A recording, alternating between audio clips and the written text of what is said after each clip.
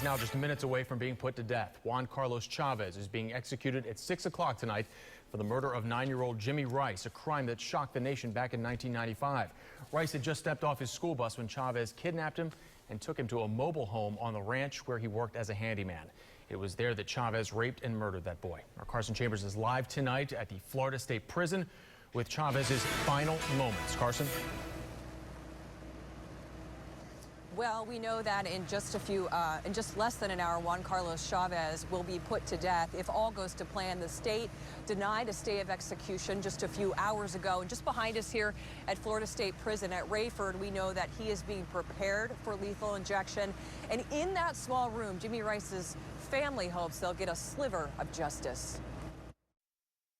Juan Chavez last meal request was ribeye steak. The only thing that could stop the execution now, the U.S. Supreme Court, an execution 18 years in the making. He's 9 years old and innocent. It was a crime that shook South Florida, then the nation. 9-year-old Jimmy Rice, kidnapped from his bus stop at gunpoint in 1995.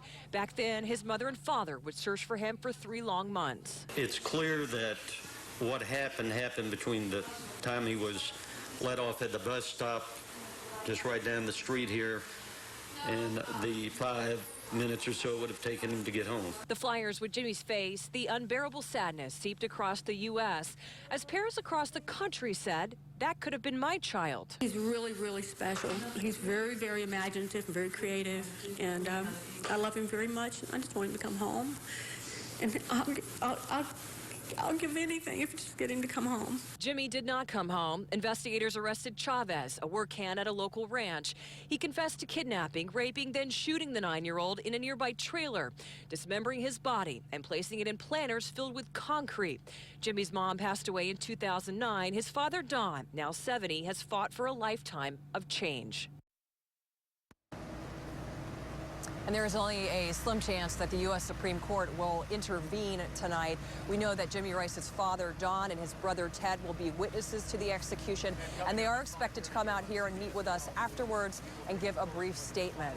Live at Rayford, I'm Carson Chambers, ABC Action News. Carson, thank you. We're going in depth tonight with the impact Jimmy Rice's murder had on Florida and the nation.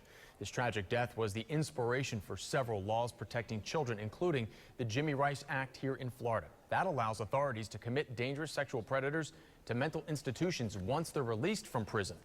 Different versions have been adopted in other states as well.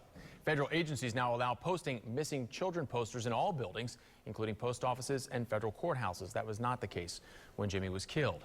And Rice's parents also set up a nonprofit group that provides bloodhounds to police agencies, training and support for parents of abducted children.